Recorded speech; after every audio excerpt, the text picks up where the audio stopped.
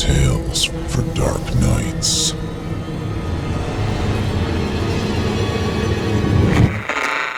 Want to make sure you never miss a Chilling Tales for Dark Nights video again?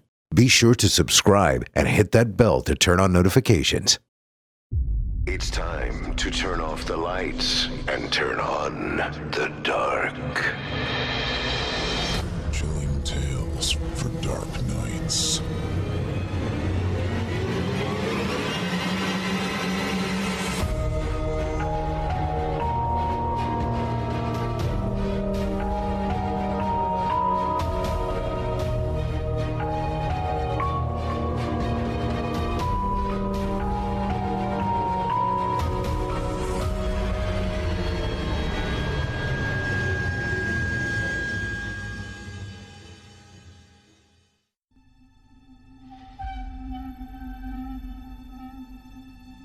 Good evening, listener. You're listening to Chilling Tales for Dark Nights.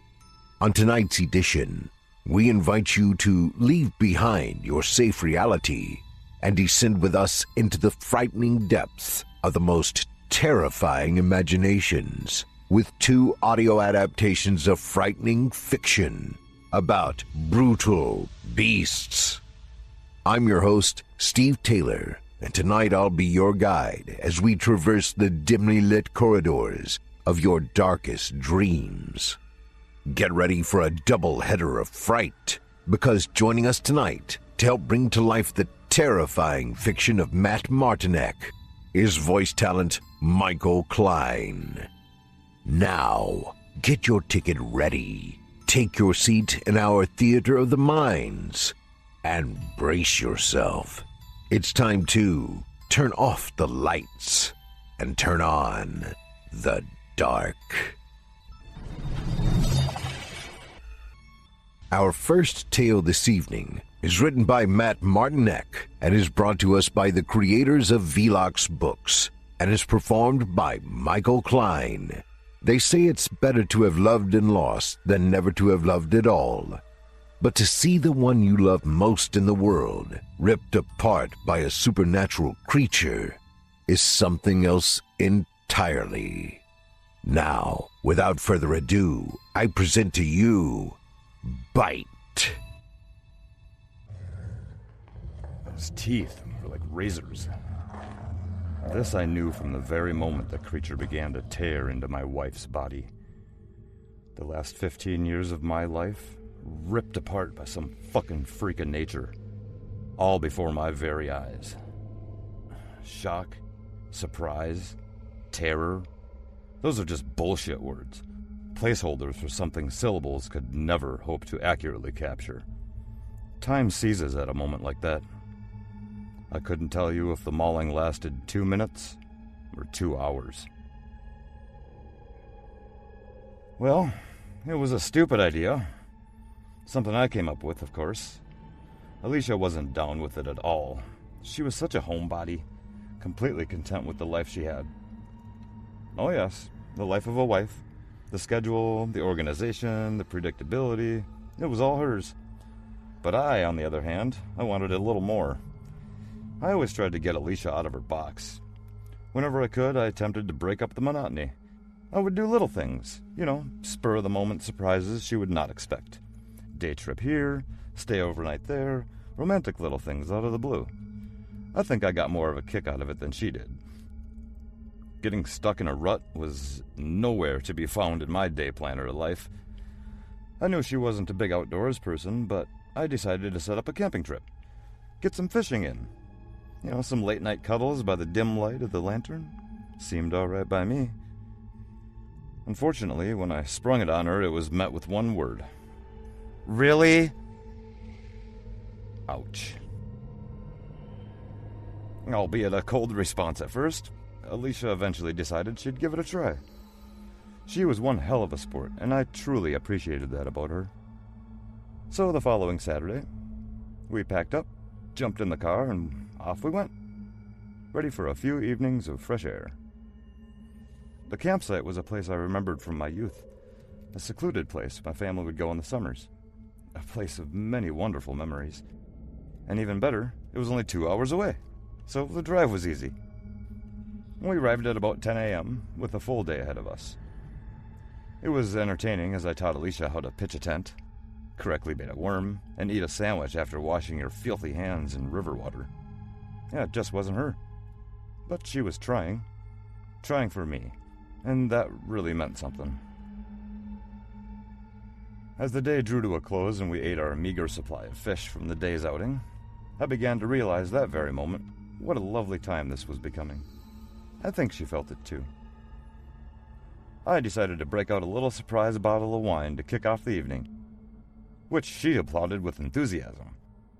We had just sat down in the tent, laughing at the day's comedy, ready to partake of our drink, when we first heard the rustling in the woods.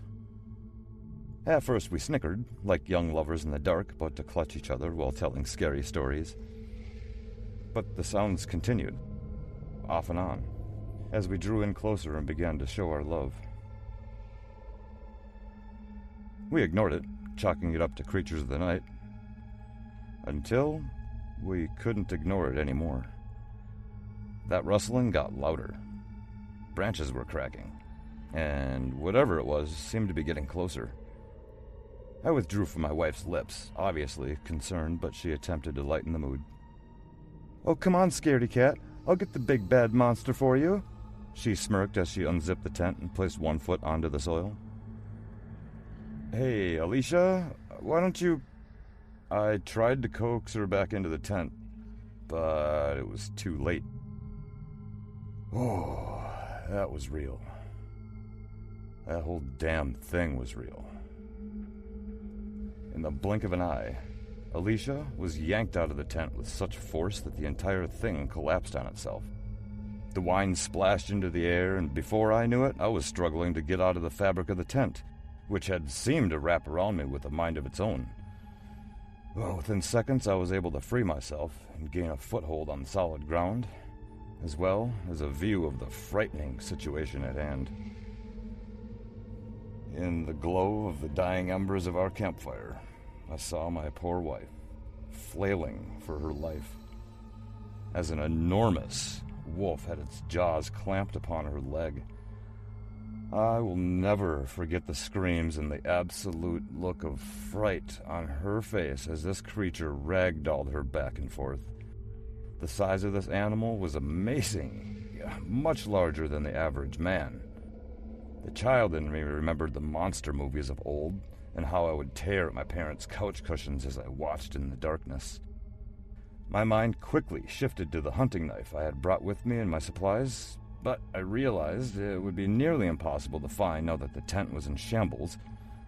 As time was not my friend, I hurled myself onto the creature and struck it as hard as I possibly could. Fists, elbows, all in the back of its head. I felt like it was hitting a stone wall. It released its jaws and my wife's leg, and Alicia fell to the ground, screaming in pain. The wolf snarled at me for a moment, paused, and then lunged directly at my face. The only thing I could do was put my arm up in defense, and that fucking wolf bit down with such force I literally heard my own bones snap like twigs. That pain was unimaginable. At that point, the fight in me was gone. That wolf let my arm free, and I crumbled to the ground. Alicia was wailing uncontrollably. John, are you all right?" As I looked down and saw the ravaged, bloody mess that used to be an appendage, we were dead. I knew it. As I lay there on the verge of unconsciousness, the woven bastard set its eyes once more upon my wife. It sunk its teeth this time into her thigh. Flesh was yanked from the bone, the blood spurting everywhere. Alicia's cries softened, and I knew that it would not be long. It made its rounds, spending time tearing at her arm and chest as I started to hear the gurgling. The teeth made her way to her head as her cheeks were ripped to shreds like wet paper, right before the monster chewed her entire eyelid off. My wife? Well, she was being torn apart, and I could do nothing to save her. That was surreal. Upon realization that my wife was lost, I used every ounce of strength I had left to slowly crawl away toward the nearest tree. With the wolf still focused on its meal, I began to climb. I had only 2 weary legs and 1 arm left, but that's amazing what you can accomplish when it's life or death. As I slowly made my way up the tree, I could hear the wolf crunching on the bones. The worst sound I have ever heard in my entire life. Alicia? Well, Alicia was not Alicia anymore. She was simply food. So I climbed as far as my waning strength would allow me, then I waited. Sounds below continued, and they made me so sick that I vomited onto the ground below. I decided I would wait it out until morning, high in the tree. The wolf would surely move on after the remains were used up. To keep my sanity, and to block out the noise, I looked for the largest branch I could, snapped it off, and began to sharpen the end. Wood on wood. At least I could have some sort of weapon if the monster didn't leave. I sat in that tree all night, just as I planned, and by daybreak I realized that I constructed a worthwhile spear. Far sharper than I imagined. After scoping out the crimson scene below, I saw that the wolf had indeed gone, along with my wife's corpse. The only parts of her I could make out were clumps of her bloodied blonde hair amongst the leaves and a few pieces of bones. Tired, hungry, and bleeding to the point of unconsciousness, I warily descended from my perch.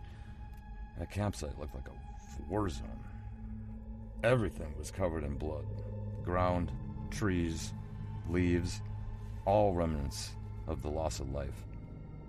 And the strangest thing? It was on that morning when I learned that blood, in those amounts, actually has a smell. Kind of reminded me of copper, like pennies. I rummaged quickly through the remains of the tent and found my cell phone and my keys. It was time to get the fuck out of there. I survived. I made it. As soon as I stood up for my search in the tent, I heard something. A growl. A fucking growl. I could not believe it. As my heart sank, I slowly turned around, and there it was. Even larger and more frightening in the daylight than the beauty of night could ever afford. Man, what a sight. Filthy gray fur, mixed with dark red and matted up from all that dried blood. And those fucking teeth! With its hideous mouth agape, waiting for more? It gave me no time to run or even think. It pounced through the air, ready to eat again. I fell backwards, and all I could do was brace for the worst as I held my homemade spear up toward the monster. The wolf hit into me with such force that it must have knocked me unconscious. And so I slept. Into the black I went. Now, how much time passed that morning, I don't know. I awoke to the feeling of being suffocated, something pushing the breath out of me. I opened my eyes and saw it was the wolf's carcass, smothering me. The spear, the fucking spear, had done its job. That bastard fell right on top of it, and it went clean through him. I struggled to get out from under that beast, but I was finally able to move that mountain. I emerged, soaking wet, covered in the blood of us both. I sat there, completely exhausted, and stared at the son of a bitch for a little while. What stories would they tell of the night this monster ravaged a poor helpless woman? I will admit, it had a ferocity to it. Even in death, it was a dangerous beauty. And I killed it. After the authorities showed up and the carcass was collected by the Park Service for testing, which they did not recognize completely what it was, I couldn't stop thinking about the otherworldly size and nature of the killer who had dismantled my life. I wanted answers. I received none. I checked on the situation time and time again, but the creature had mysteriously disappeared from their facility and the records. What wolf? Sir, what on earth are you talking about? I was left to bury a few pieces of my wife, along with whatever truth they decided to keep from me. I miss her dearly.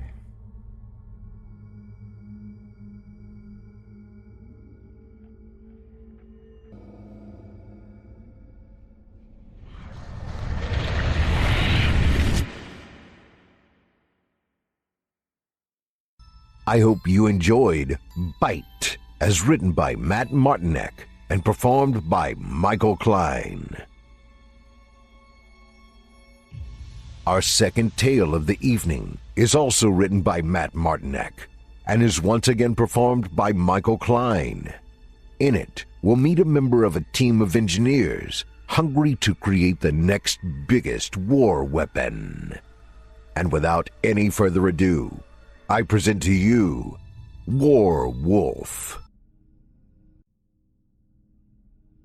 Working for the defense industry has always been a trip. I started out in the late 90s, working out of Yuma, Arizona, engineering the next wave of unmanned surveillance drones for the U.S. military. Technology had come so far by this point, nothing seemed off limits. And the think tank was always full. I was proud to be of assistance and took my job extremely seriously, as we all did. It was life or death for our folks in the field, and it was our job to lessen the load in any way we possibly could. But unfortunately, after September 11th, 2001, this load seemed much too heavy to bear, at least with the technology we were coming up with. They wanted next level. They wanted to kick some ass. They wanted to weaponize the drones. Being as pissed off as I was, along with every other red-blooded American, I was all in. And just as the patriotic fervor in my heart was ready to burst through in my work, I was pulled from the project and reassigned to Butte, Montana. No explanation, and given only 1 week to pack up my shit and go. I simply did not understand. Needless to say, I felt a certain kind of way about my perceived demotion. So, moving from Arizona to Montana in the dead middle of winter was absolutely shocking, both physically and mentally. I felt like I must have really fucked up somewhere to deserve this kind of punishment. But what did I do? Or were they simply cleaning house and looking for new blood? I just wasn't sure. Regardless, with my tail between my legs, I showed up for work, ready for whatever toilet scrubbing duties they had in store for me. I was not prepared for what lay ahead. And there we were, a group of 8 engineers, waiting in front of what looked to be a modified airplane hangar in the middle of nowhere at 5 a.m. in the morning.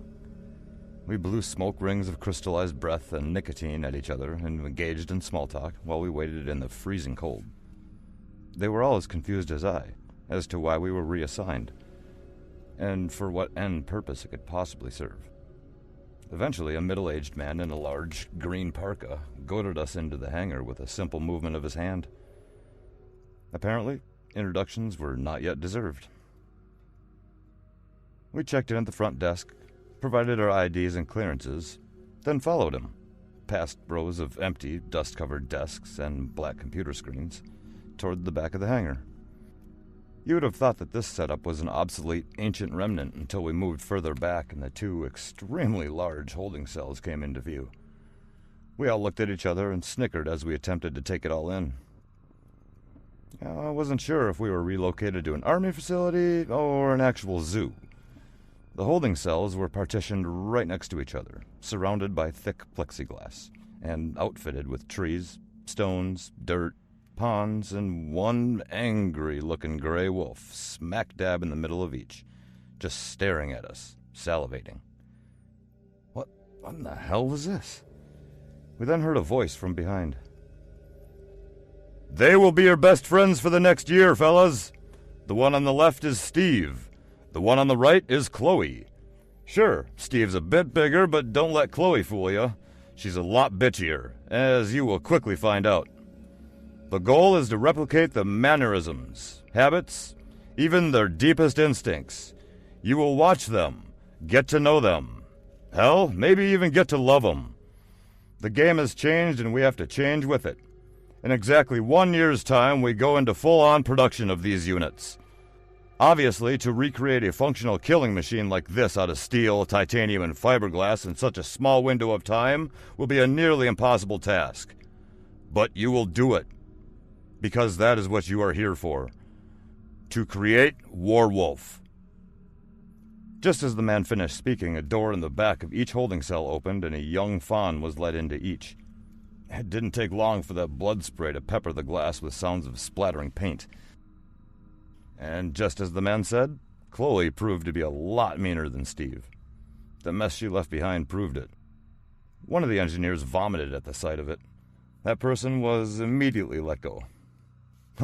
Man down already. This one was not going to be a project for the squeamish. The fellow who introduced us to the wolves turned out to be our project manager, Joseph. He was actually the man in the parka who we met outside the hangar on that first day. His job was plain and simple, to lay out the initial plan, to make sure we stayed on task, and most importantly, to ensure that the deadline would be met. Other than that, he pretty much stayed out of the way and let us do our jobs. We were all chosen specifically from different parts of the U.S. to combine our specific strengths together in order to create the monstrosity that they envisioned. The WarWolf, as it was to be called, would serve two very different separate functions. First, it would be used for non-lethal capture. Second, it would be used for the elimination of a target. There was no room for error. We had to design the perfect combination of size, speed, and violence, but with the precision necessary to ensure the safe passage of a prisoner as well. We got to work, and didn't look back. Out of everyone there, I was the one who chose to spend the most time studying the wolves.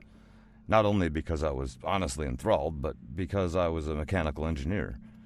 Range of motion was important, and the more time I studied Steve and Chloe, the easier my job would be. The pieces I designed would need to fit perfectly, to move together seamlessly. Though it would be impossible to recreate their beautiful movements 100%, the programmers and I were going to try to come as close as we could. The wolves had special handlers designated to them, for the feeding and for the cleaning of the cells, but I also took part in these duties whenever I had the chance. Intimacy with my subject was very important. The rest of the guys thought I was nuts, but I was simply concerned with the finished product. There was really no time for anything but work. Long 12-hour days for months upon months, with Sunday being our only day off, and some of us would choose to come in on that day too. 1 year to design, prototype, and sign off on such a thing is laughable. In a regular circumstance, something that complicated would take at least 3 years to complete, at the very minimum. But we put our time in every day, then went back to our separate apartments and slept. And maybe ate, if we had the energy. All the while, we kept up on current events and watched Al-Qaeda dismantle our brethren, literally. We made a point to watch the beheading videos, to keep us cognizant of the reason why we were there in the first place.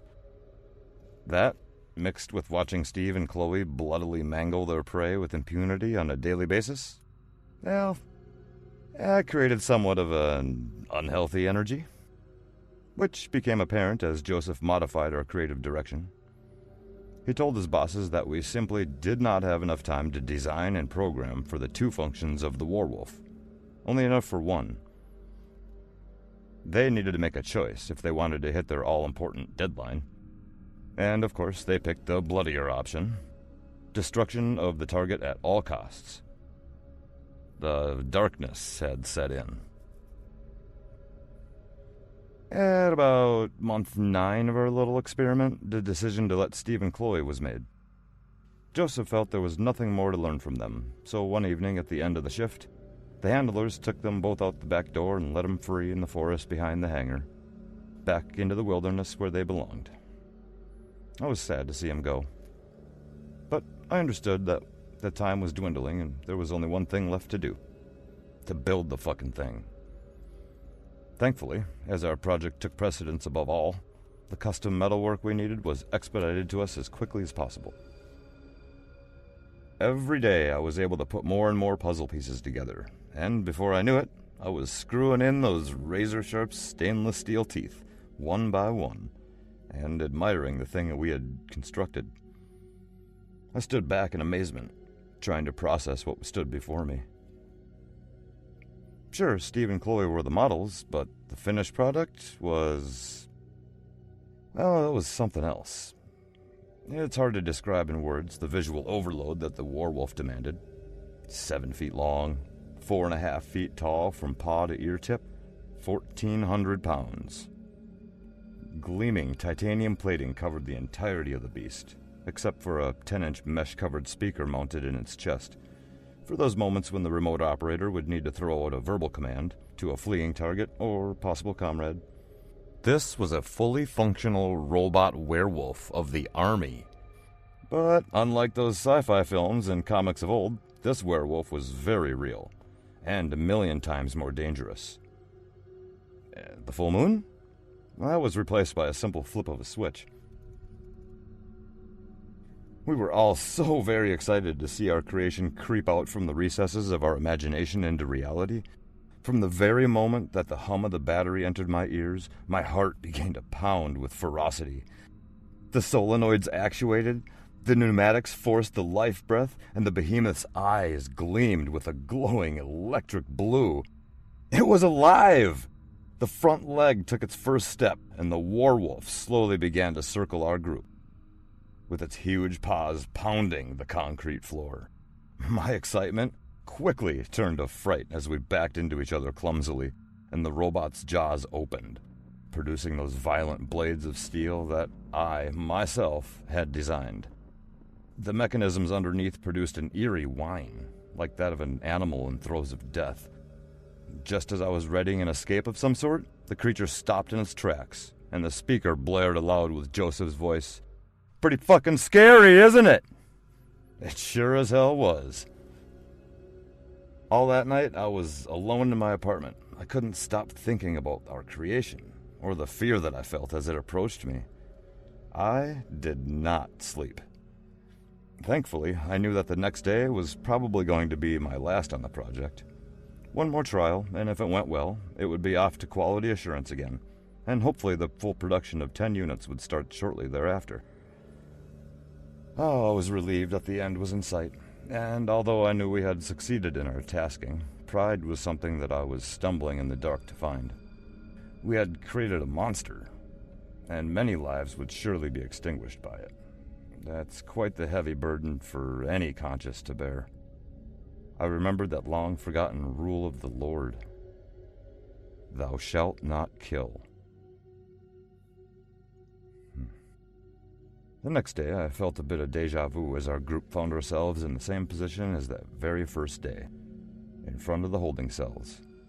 But this time it was not Chloe or Steve, but instead the WarWolf itself, eyes ablaze, awaiting its final trial.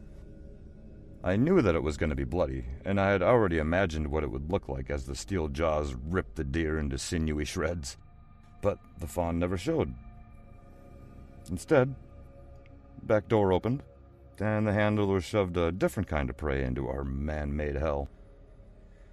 His skin was dark, his clothes were torn, and he was shouting something in Arabic as he nudged his blindfold off and viewed our beast in all its violent glory.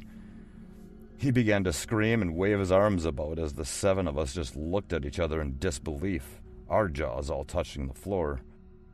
Within a split second, that WarWolf pounced on its prey, and the man's arm was torn directly from its shoulder socket, spilling what seemed to be gallons of crimson onto the ground. The screams turned to gurgling as the jowls opened once more and affixed themselves into the fellow's skull, crushing it into pieces with ease. It sounded as if a watermelon was dropped from a 3rd-story window. It was over. We did it. As I walked away from the hangar that day with tears streaming down my face and hands shaking terribly from the crime I had just taken part in, I heard what seemed to be a howl in the distance. I turned around only to see Chloe and Steve, side by side, perched upon the wooded hill behind the base. They were saying goodbye to their friend, but in many ways, that person was already long gone.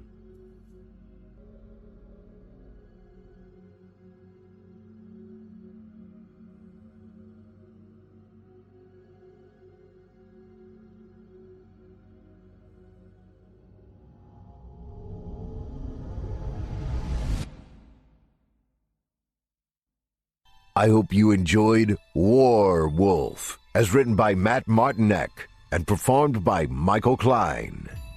Matt Martinek is a singer-songwriter and author from Johnstown, PA, whose passion is the creative process itself. Whether it's through song or the written word, Matt's works always find their audience.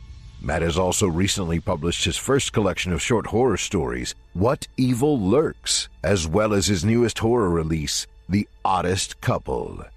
Now to the shows. Longtime resident and powerhouse Otis Gyrie, who made an appearance in our first tale, has his very own show here on our network, Scary Stories Told in the Dark, which you can hear every Sunday night.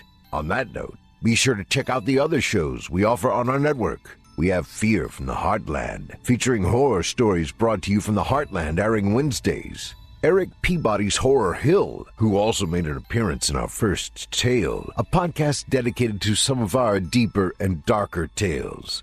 We hope you check him out. Andrew Blood's Dark Tales airs Fridays, featuring some southern down-home horror. Now, our weekly descent into the depths has just about come to a close. But before we go, I'd like to take a moment to thank you for joining us for tonight, and remind you to take a moment to stop by our iTunes page and leave Chilling Tales for Dark Nights a 5-star review and a kind word. And follow us on Facebook, Twitter, and Instagram if you haven't already. And of course, subscribe to us on YouTube, where you can find an archive of our work going back to 2012. And consider signing up as a patron at our website, chillingtalesfordarknights.com, to show your support and get all of our content ad-free. I'm your host of the evening, Steve Taylor, and it's been a pleasure. Tune in again next week when we once again turn off the lights and turn on the dark. Sweet dreams, listener. Sweet dreams.